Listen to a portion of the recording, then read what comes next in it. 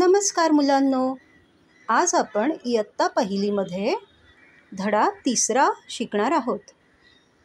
मी आणि माझे कुटुंब.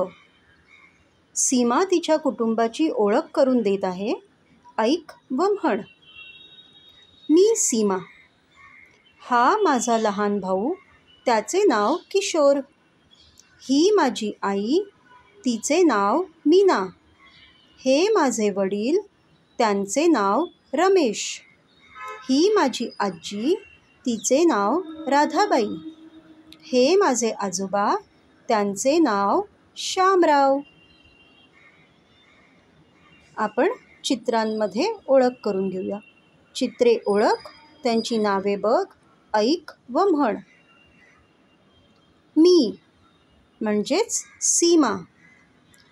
भाऊ म्हणजेच किशोर. आई म्हणजेच मीना.